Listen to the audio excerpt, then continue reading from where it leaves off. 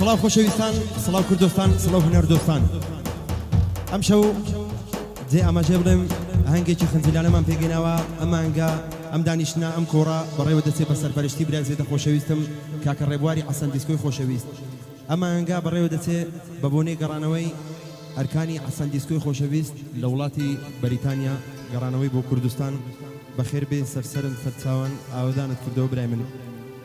تیپی مۆسیقای ئاریان ئیدریس لە خزمەت خۆشەویستان داین.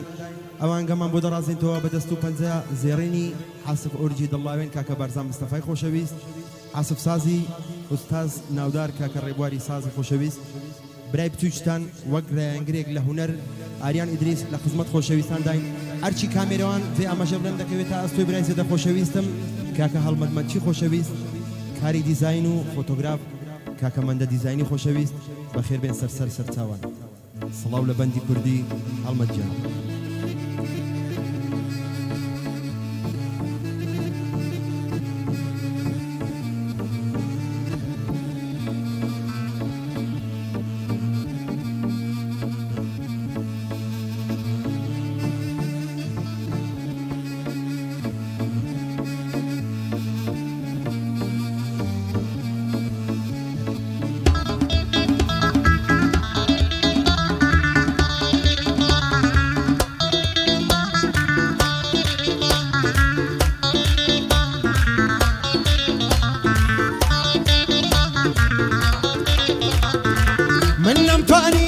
تۆ درێژە بدەم بە ژیان لێم ببوورە ناچار بم کەوا دەستت لێ بەردان کە هاتیان نێژانمەوە وەم دەزانی ئاسوودەم نەمزانی بەهاتی تۆ ژیانم پڕ دەبێ لە خەم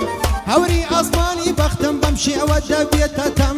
ئێستا کەشکە تۆ لەمی هەموو کات لە نێو جێشەم ڕێبواری حەسەن دیسکۆی لە خزمەت ئەو برایەم ئەرکانی حەسەن دیسکۆی دانیشتووە لەو پەنایەم خۆشحاڵم گەڕایەوە منیش ئەبەم هیوایم خۆشحاڵم گەڕایەوە منیش ئەبەم هیوایم یاڵڵا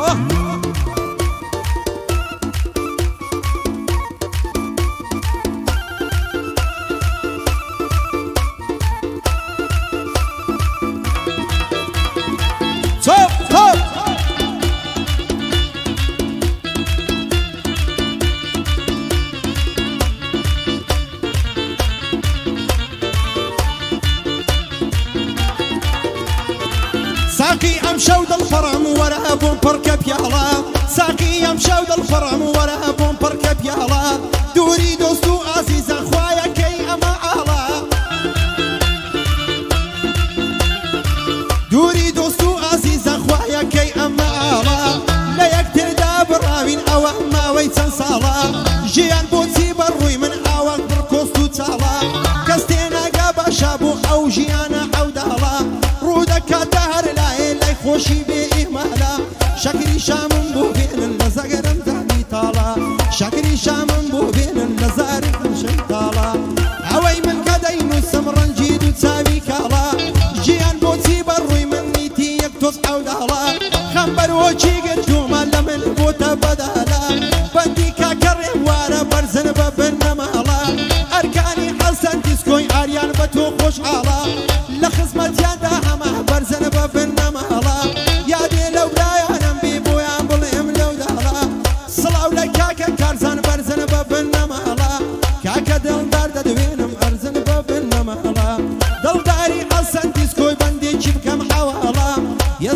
شهر لبيرما اوام هر خيالا لبو ارياني بران برزن بابنا مالا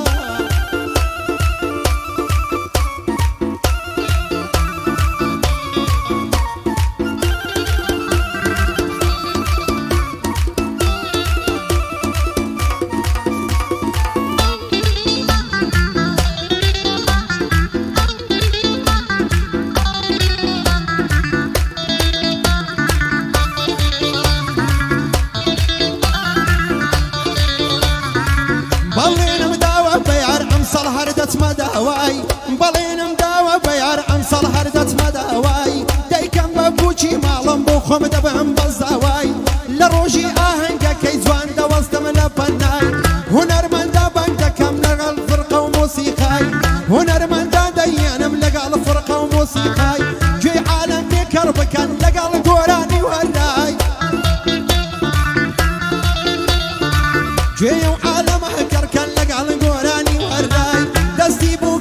دەگەرم تێر دەکەم تەمەشای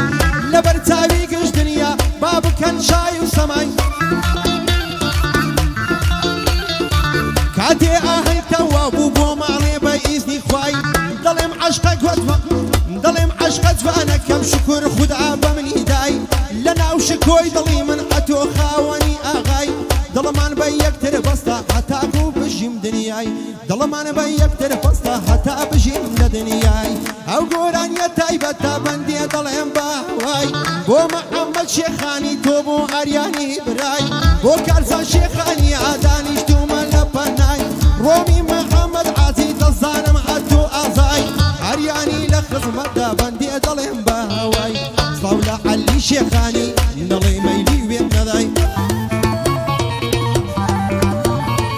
وشیار سورتی دەدوێنم تۆ پیاوی یەکجار ئازای ئەریانی لە خزمەتدا دانیشتومە لە پەنای یادی کارزە شێخانی وەکو برا گەورەم وای بەرزان و ڕێوە لێدەنوە ئەریانیش لە پەنای ئەران و بەرزان لێدەنوە ئەریانیش لە پەنای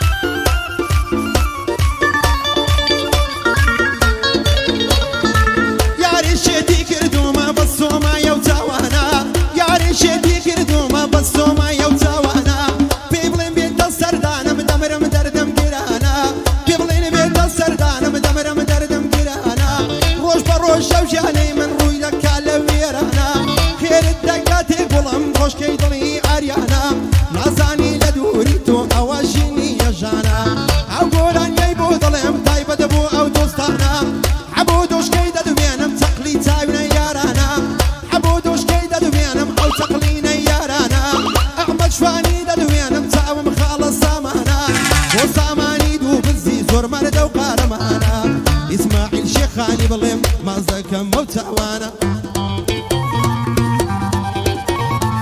قادر عازی دەدوێنم برا گەورەی ئاریانە قادر عازی دەدوێنم برا گەورەی ئاریانە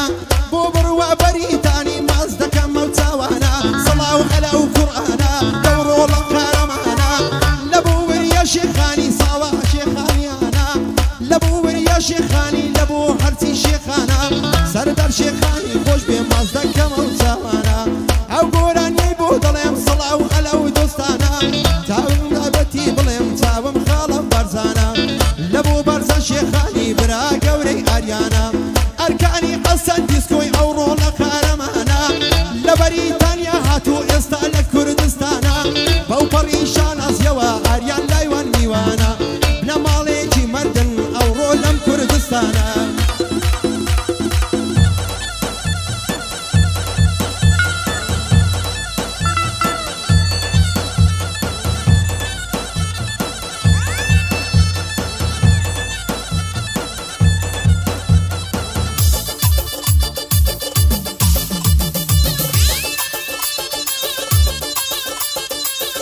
صلاة النبي